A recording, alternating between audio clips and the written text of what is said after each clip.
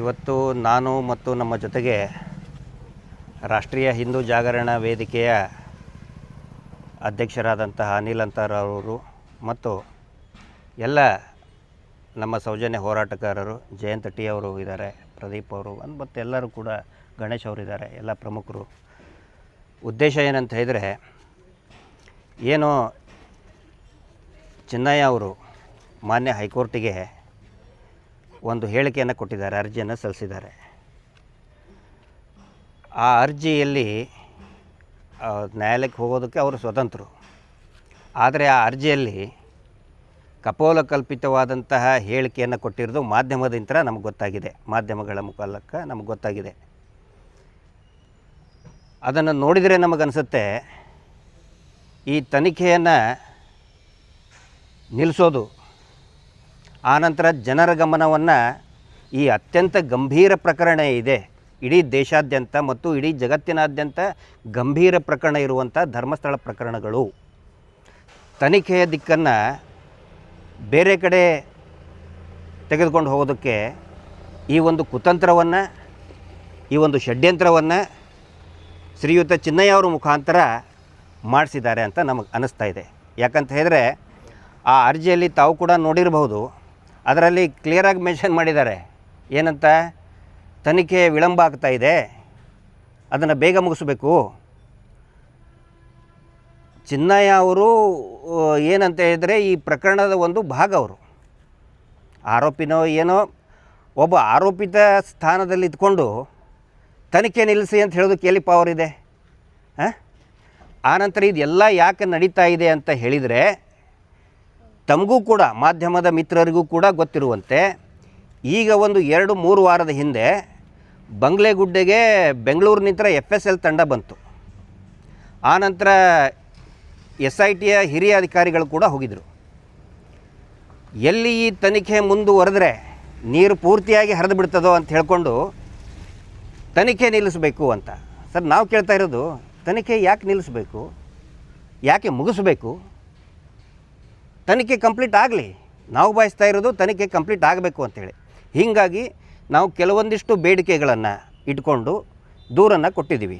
ಆ ದೂರಿನ ಸಾರಾಂಶ ಏನು ಅಂತ ಹೇಳಿದರೆ, ಮೊದಲನೇದಾಗಿ ಚಿನ್ನಯ್ಯ ಅವ್ರ ಬಗ್ಗೆ ನಮಗೆ ಯಾವುದೇ ಆಕ್ರೋಶ ಆಗಲಿ, ಕೋಪ ಆಗಲಿ, ದ್ವೇಷ ಆಗಲಿ ಇಲ್ಲ. ಅವ್ರ ಬಗ್ಗೆ ಅನುಕಂಪ ಇದೆ. ಅವರಿಗೆ ಒಂದು ಪೊಲೀಸ್ ರಕ್ಷಣೆಯನ್ನು ಕೊಡಿ, ಅವರ ಪರಿವಾರದವರಿಗೆ ಒಂದು ಪೊಲೀಸ್ ರಕ್ಷಣೆಯನ್ನು ಕೊಡಬೇಕು.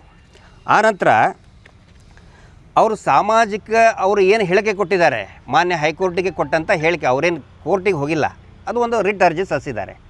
ಆ ರಿಟ್ ಅರ್ಜಿ ಸಲ್ಲಿಸಿದ ಅವರ ಪ್ರತಿಗಳೆಲ್ಲ, ಅವರ ಹೆಸರಿನಲ್ಲಿರೋ ಪ್ರತಿಗಳೆಲ್ಲ ಮಾಧ್ಯಮಗಳಿಗೆ ಪ್ರಸಾರ ಆಗ್ತಾಯಿದೆ, ಸಾಮಾಜಿಕ ಜಾಲತಾಣದಲ್ಲಿ ಪ್ರಸಾರ ಆಗ್ತಾಯಿದೆ. ಆದರೆ ಅವರು ಜಾಮೀನ ಮೇಲೆ ಹೊರಗಡೆ ಬಂದಂಥವ್ರು, ಜಾಮೀನ ಷರತ್ತಿನಲ್ಲಿ ಭಾಳ ಸ್ಪಷ್ಟವಾಗಿದೆ, ಅವರು ಮಾಧ್ಯಮಗಳಿಗೆ ಹೇಳಿಕೆಗಳನ್ನು ಕೊಡಬಾರದು ಅಂಥೇಳಿ. ಹೀಗಾಗಿ ಅವರು ಈ ಏನು ಮಾನ್ಯ ನ್ಯಾಯಾಲಯದ ಜಾಮೀನಿನ ಷರತ್ತನ್ನು ಉಲ್ಲಂಘನೆ ಮಾಡಿದ್ದಾರೆ. ಹೀಗಾಗಿ ಅದ್ರ ಬಗ್ಗೆ SITಯ ಏನು ವಕೀಲರಿದ್ದಾರೆ, ಸರ್ಕಾರಿ ವಕೀಲರಿದ್ದಾರೆ, ಅದ್ರ ಬಗ್ಗೆ ಕ್ರಮ ಕೈಗೊಳ್ಳಬೇಕು. ಇದು ಮೊದಲನೇದ್ದು.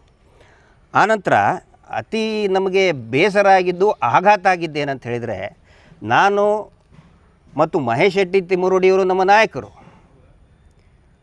ಆನಂತರ ರಮಾ ನಾಗರಾಜ್ ಅಂತೆ ಚಿತ್ರದುರ್ಗದಲ್ಲಿರೋರು, ಪ್ರಕಾಶ್ ರಾಜ್ ಅಂತೆ 200 ಕೋಟಿ ರೂಪಾಯಿ ವ್ಯವಹಾರ ಅಂತೆ, ಟ್ರಾನ್ಸಾಕ್ಷನ್ ಅಂತೆ.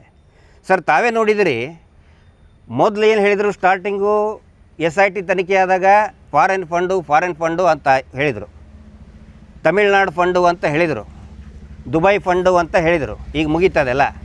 ಈಗ ವಾಪಸ್ ಎಲ್ಲಿ ಬಂದರು? ಕೇರಳ ಫಂಡ್ ಅಂತೆ, ಚಿತ್ರದುರ್ಗದ ಫಂಡ್ ಅಂತೆ, ಪ್ರಕಾಶ್ ರಾಜ್ ಅಂತೆ. ಯಾವುದು ನಿಜ ಇದರಲ್ಲಿ?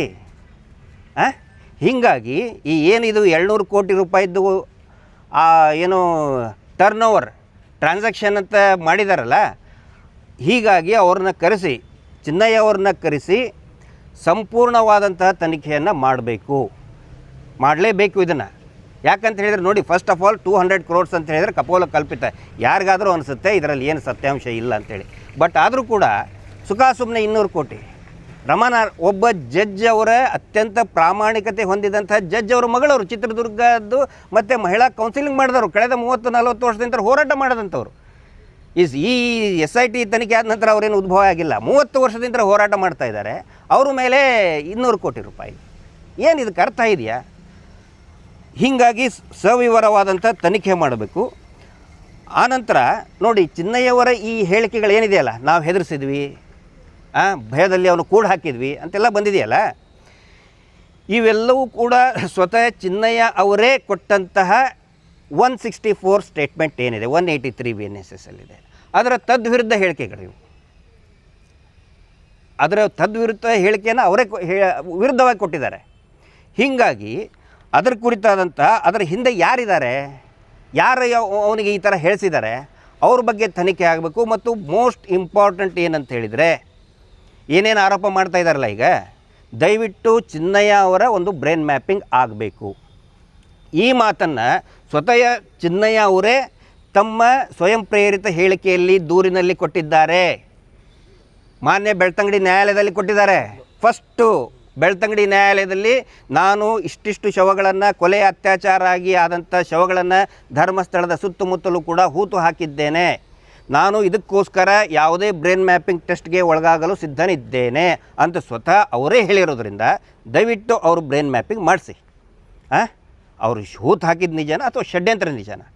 ಒಂದು ವೇಳೆ ಈ ಅರ್ಜಿ ದೂರುದಾರನಾದಂಥ ನಾನು ಈಗೇನು SITಗೆ ನಾನು ದೂರು ಕೊಟ್ಟಿದ್ದೀನಿ, ಅರ್ಜಿ ಕೊಟ್ಟಿದ್ದೀನಿ, ನನ್ನ ಅವಶ್ಯಕತೆ ಬಿದ್ದರೆ ಈ ಗಿರೀಶ್ ಮಟ್ಟಣ್ಣವ್ರ ಬ್ರೈನ್ ಮ್ಯಾಪಿಂಗ್ ಕೂಡ ಮಾಡಿಸಿ, ಅದು ಲೈವಲ್ಲಿ ಮಾಡಿಸಿ ಬ್ರೈನ್ ಮ್ಯಾಪಿಂಗ್. ಸುಮ್ಮನೆ ಇವ್ರು ಹೇಳ್ತಾ ಎಲ್ಲೋ ಬ್ರೈನ್ ಮ್ಯಾಪಿಂಗ್ ಮಾಡಿಸಿದ್ಮೇಲೆ ಇನ್ನೂ ಮಟ್ಟ ವರದಿನ ಕೊಡೋಲ್ಲ ಸೌಜನ್ಯ ಕೇಸಿದ್ದು. ಲೈವಲ್ಲಿ ಬ್ರೈನ್ ಮ್ಯಾಪಿಂಗ್ ಮಾಡಿಸಿ, ದಯವಿಟ್ಟು ಅದನ್ನು ಮಾಡಿಸಿ, ಜನರಿಗೆ ಸತ್ಯಾಸತ್ಯತೆ ಗೊತ್ತಾಗಬೇಕು, ಆಗಲೇಬೇಕು. ಸುಮ್ಮನೆ ಇದು ಯಾಕೆ ಸರ್ ಇದು ಗೊಂದಲ? ತನಿಖೆ ಮುಗಿಯಕ್ಕೆ ಬಿಡ್ರಿ, let the investigation complete. Starting SIT ಆದ ತಕ್ಷಣ ದೊಡ್ಡ ಗಲಾಟೆ ಮಾಡಿದ್ರು, ಧರ್ಮಯಾತ್ರೆ ಮಾಡಿದರು. ಈಗ SIT ರಿಪೋರ್ಟ್ ಕೊಡುವ ಹಂತದಲ್ಲಿ ಒಂದು ಇಂಟರಿಮ್ ರಿಪೋರ್ಟ್ ಆಲ್ರೆಡಿ ಕೊಟ್ಟಿದ್ದಾರೆ. ನಮಗೆ ಗೊತ್ತಿರೋ ಮಾಹಿತಿ ಪ್ರಕಾರ RTI ದಾಖಲೆ ಮುಖಾಂತರ ನಮಗೆ ಗೊತ್ತಾಗಿರೋದು ಏನಂತ ಹೇಳಿದರೆ, 3 ತಿಂಗಳಿನ ಹಿಂದೆಯೇ SIT ಅವರು ಸರ್ಕಾರಕ್ಕೆ ವರದಿಯನ್ನು ಕೊಟ್ಟಿದ್ದಾರೆ, ಇಂಟರಿಮ್ ರಿಪೋರ್ಟ್ ಕೊಟ್ಟಿದ್ದಾರೆ, ಏನೇನಾಗಿದೆ ಅಂತ ಕೊಟ್ಟಿದ್ದಾರೆ. ಅದನ್ನು ಯಾಕೆ ರಿಲೀಸ್ ಮಾಡ್ತಾ ಇಲ್ಲ? ನಮ್ಮ ಯಾರಕ್ಕೆ ಇಷ್ಟೊಂದು ಲವ್, ಯಾಕೆ ಇಷ್ಟೊಂದು ಕನ್ಸರ್ನ್ ಸರ್ಕಾರಕ್ಕೆ? ನಾವೇನೋ ಷಡ್ಯಂತ್ರ ಮಾಡಿರ್ಬೋದಪ್ಪ, ಒಂದು ಕುಟುಂಬಕ್ಕೆ, ಒಬ್ಬ ದೇವಮಾನವರಿಗೆ ಏನಾದರೂ ನಾವು ಕಳಂಕ ತರಕ್ಕೆ ಮಾಡಿರ್ಬೋದು ಇವ್ರ ಪ್ರಕಾರ, ಇವ್ರ ಆರೋಪದ ಪ್ರಕಾರ. S, release it. 3 ತಿಂಗಳಿಂದ ಯಾಕೆ ಮುಚ್ಚಿಟ್ಕೊಂಡು ಕುಂತಿದ್ದೀರಿ? ಆ್ಯಕ್ಚುಲಿ ಚಿನ್ನಯ್ಯ ಅವರು ಈ ಏನು ಅರ್ಜಿ ಹಾಕಿದ್ದಾರೆ ನಮಗೆ ಒಳ್ಳೆಯದಾಯಿತು. ನಾವು ಭಾಳ ತಲೆ ಕೆಡ್ಸ್ಕೊಂಡಿದ್ವಿ, ಯಾಕೆ ಇದನ್ನು ಮುಚ್ಚಿಟ್ಕೊಂಡಿದ್ದೀರಿ, 3 ತಿಂಗಳಾಯಿತು, ಯಾಕೆ ಮುಚ್ಚಿಟ್ಕೊಂಡಿದ್ದೀರಿ ಅಂತ ಕೇಳ್ತಿದ್ರು. ಬಟ್ ಈ ಒಂದು ಇದರಿಂದ ಮಾನ್ಯ ನ್ಯಾಯಾಲಯದ ಏನು ಒಂದು ನಿರ್ದೇಶನವನ್ನು ನಾವು ಸ್ವಾಗತಿಸ್ತೇವೆ. ಸೊ ಅದನ್ನು ಹೊರಗಡೆ ತರಬೇಕು. ಅದನ್ನು ವರದಿ ಬರ್ದೇನೆ, SIT ವರದಿ ನೋಡ್ದೇನೆ ಇಷ್ಟೆಲ್ಲ ಮಾಡ್ತಾಯಿದ್ದಾರೆ. ಯಾವುದೋ ಸ್ವಾಮೀಜಿಗಳಿಗೆ ನಾವು ಭೇಟಿಯಾಗಿದ್ವಿ ಅಂಥೇಳಿ, ನಾವು ಸ್ವಾಮೀಜಿಗಳಿಗೆ ಭೇಟಿಯಾಗಿದ್ದು ನಿಜ, ನಿರ್ಮಲಾನಂದ ಸ್ವಾಮೀಜಿಗಳಿಗೆ ಭೇಟಿಯಾಗಿದ್ವಿ ಸರ್ ನಾವು, ವಿತ್ ಫೋಟೋಸ್, ಯಾವ ಟೈಮು ಯಾವ ಡೇಟಿಗೆ ಭೇಟಿಯಾಗಿದ್ವಿ ಅಂಥೇಳಿ ಫೋಟೋದಲ್ಲೇ ಇದೆ. ಅಲ್ಲಿ ಬಂದೇ ಅವನು ಹೇಳಿಕೆ ಕೊಟ್ಟಿದ್ದು. ಸ್ವತಃ ಆದಿಚುಂಚನಗಿರಿ ನಿರ್ಮಲಾನಂದ ಸ್ವಾಮೀಜಿಗಳ ಕಡೆ ಬಂದು ಭೇಟಿಯಾಗ್ತೀನಿ ಅಂತ ಫಸ್ಟ್ ನನಗೆ ಭೇಟಿಯಾಗಿದ್ದೇ ಆ ಸ್ಥಳದಲ್ಲಿ. ಏನು ಷಡ್ಯಂತ್ರ ಮಾಡ್ತೀವ? ಸೊ ಇದ್ರ ಬಗ್ಗೆ ಸಂಪೂರ್ಣವಾಗಿ ವಿಸ್ತೃತವಾದಂತಹ ಒಂದು ತನಿಖೆ ಆಗಬೇಕು ಅಂಥೇಳಿ ನಾನು SIT ಅವರಿಗೆ ಕೊಟ್ಟಿದ್ದೀನಿ. ಸೌಜನ್ಯ ಪ್ರಕರಣ ಸುಪ್ರೀಂ ಕೋರ್ಟ್ನಲ್ಲಿದೆ, ಅದು ಒಳ್ಳೆಯ ಬೆಳವಣಿಗೆ ಆಗಿದೆ ಅಂತ ಹೇಳ್ತಾರೆ. ಅಲ್ಲ, ಒಳ್ಳೆ ಬೆಳವಣಿಗೆ ಈಗ ಆಗಿದೆ, ಬಟ್ ಎಲ್ಲನೂ ಒಳ್ಳೆಯದಲ್ಲ. ಈಗ CBIದವರು ಕೇಂದ್ರ ಸರ್ಕಾರದಿಂದ ಈಗ ಹೇಳ್ತಾ ಇದ್ದಾರಲ್ಲ, ಏನೋ ಇಲ್ಲಿ ದೇವಸ್ಥಾನಕ್ಕೆ ಕಳಂಕ ತರ್ತಾ ಇದ್ದಾರೆ ಅಂಥೇಳಿ ಎಲ್ಲ BJP ನಾಯಕರುಗಳು ಹೇಳ್ತಾ ಇದ್ದಾರೆ. CBI ತನಿಖೆ ಮಾಡಬಾರ್ದು ಅಂತ ಕೊಟ್ಟಿದೆ. ಸೌಜನ್ಯ ಇದನ್ನು ಪ್ರಕರಣ ತನಿಖೆ ಮಾಡಬಾರ್ದು ಅಂತ ಸ್ವತಃ CBI ಕೊಟ್ಟಿದೆ. ಇವರೇನು ಹಿಂದೂ ನಾಯಕರುಗಳು ಇದ್ದಾರಲ್ಲ, ಹೇಳಿಕೆ ಕೊಡ್ತಾ ಇದ್ದಾರೆ ದಿನ ಒಂದೊಂದು, ಅವ್ರಿಗೆ ನಾನು ವಿನಂತಿ ಮಾಡ್ಕೊಳ್ತಾ ಇದ್ದೇನೆ. ನಾನು ಪ್ರಮೋದ್ ಮುತಾಲಿಕರು ನನ್ನ ಕೈ ಹಿಡ್ಕೊಂಡು ಹಿಂದೂ ಸಮಾವೇಶಕ್ಕೆ ಕರ್ಕೊಂಡು ಹೋದಂಥವ್ರು. ರಾಷ್ಟ್ರೀಯ ಸ್ವಯಂ ಸೇವಕ ಸಂಘದ ನನಗೆ ಶಿಕ್ಷಣ ಆಗಿದೆ, ಅಲ್ಲಿ ಹಿಂದೂ ಹೆಣ್ಣುಮಕ್ಕಳ ರಕ್ಷಣೆ ಆಗಬೇಕು ಅಂತ ಹೇಳಿದವರು, ನನಗೆ ಕಲಿಸ್ಕೊಟ್ಟಂಥವ್ರು. ಹೆಣ್ಣು ಮಕ್ಕಳ ರಕ್ಷಣೆಯೇ ದೇಶ ರಕ್ಷಣೆ ಅಂತ ಹೇಳಿಕೊಟ್ಟವರು. ಅದ್ರ ಬಗ್ಗೆ ಆಗ್ರಹ ಮಾಡಲಿ ಅಲ್ಲ. ನೋಡಿ, ವೆರಿ ಸಿಂಪಲ್ ಇದೆ, ದಯವಿಟ್ಟು ಇದನ್ನು ನಾನು ರಿಕ್ವೆಸ್ಟ್ ಮಾಡ್ಕೊಳ್ಳೋದು. ಇವನು ಹೇಳಿದ್ನಲ್ಲ, ನಂದು ಕೂಡ ಎಷ್ಟು 29 ಪೇಜಿನ ಹೇಳಿಕೆ ಇದೆ, SIT ಕೊಟ್ಟಿದ್ದಿದೆ. ತಮಗೂ ಕೂಡ ಎಲ್ಲ ಮಾಧ್ಯಮದವ್ರಿಗೆ ನಾನು ಕಳಿಸ್ಕೊಡ್ತೇನೆ. SITಯಲ್ಲಿ ಏನೇನು ಹೇಳಿಕೆ ಕೊಟ್ಟಿದ್ದೇನೆ, ಸಂಪೂರ್ಣವಾದಂಥ ಅಧಿಕೃತವಾದ ಕಾಪಿ ಇದೆ, ಇದನ್ನು ಕೊಡ್ತೇನೆ. ಇದನ್ನು ಕೂಡ ಪ್ರಸಾರ ಮಾಡಿ. ಆನಂತರ ಈಗ ಸುಮಾರು ಜನ ಮಾಧ್ಯಮದಲ್ಲಿ ಹೇಳಿಕೆ ಕೊಡ್ತಾ ಇದ್ದಾರೆ, ಇದು ದೇವಸ್ಥಾನಕ್ಕೆ ಕಳಂಕ ಅಂತ. ಅವರೆಲ್ಲರಿಗೂ ನಮ್ಮ ಹಿರಿಯರಾದಂಥ ಪ್ರಮೋದ್ ಮುತಾಲಿಕರು ಇರ್ಬೋದು, ಆನಂತರ ಹಿರಿಯರಾದಂಥ CT ರವಿ ಅವರು ಇರ್ಬೋದು, ರಾಮುಲು ಅಣ್ಣ ಅವರು ಇರ್ಬೋದು, ಕಾರಜೋಳ ಅವರು ಕೂಡ ಹೇಳಿಕೆ ಕೊಡ್ತಾ ಇದ್ದಾರೆ. ಅವರೆಲ್ಲರಿಗೂ ಹೇಳೋದೇನಂತ ಹೇಳಿದರೆ, ನೋಡಿ ಸರ್, ಇದು ಈ ಒಂದು ಏನು ಶವವನ್ನು ಒಂದು ಹುಡುಗಿದು ಹೂತು ಹಾಕಿದ್ದಾರೆ. ಇದರಲ್ಲಿ ಕ್ಲಿಯರಾಗಿ ಬರೀತಾರೆ ಏನಂತ ಹೇಳಿದರೆ, ಒಬ್ಬ ಹುಡುಗಿಯ ದೇಹವನ್ನು ದಫನ್ ಮಾಡ್ತಾರೆ. ಇಲ್ಲಿದೆ ನೋಡಿ, ಆ ದಫನ್ ಮಾಡಿದ್ರಲ್ಲಿ a girl, dead body of a orphan girl without hairs ಅಂತ ಇದೆ. ಅಂದರೆ ಯಾರು ವಿದೌಟ್ ಹೇರ್ಸ್ ಅಂದರೆ ಏನು ಹೇಳಿ, ಮುಡಿ ಕೊಟ್ಟು ಬಂದಂತಹ ಒಂದು ಬಾಲಕಿಯ ಶವವನ್ನು ಅನಾಥ ಶವವಂತ ಮಾಡಿಕೊಂಡು ಅವತ್ತಿಂದ ಅವತ್ತನೇ ಹೂತು ಹಾಕಿದ್ದಾರೆ. UDR number 37/2000 section 174 CRPCಯಲ್ಲಿ. ಎಲ್ಲ ಹಿಂದೂ ನಾಯಕರುಗಳು ನಾನು ಕೇಳೋದು, ಇದು ಎಡಪಂಥೀಯ ವರ್ಸಸ್ ಬಲಪಂಥೀಯ ಅಂತ ಈಗೇನೋ ಮಾಡ್ತಾ ಇದ್ದಾರಲ್ಲ, ಅವರಿಗೆ ನಾನು ಹೇಳೋದು, ದಯವಿಟ್ಟು ಇದನ್ನು ಓದ್ರಿ ಒಂದು ಸಾರಿ, ಇದನ್ನು ಓದಿ.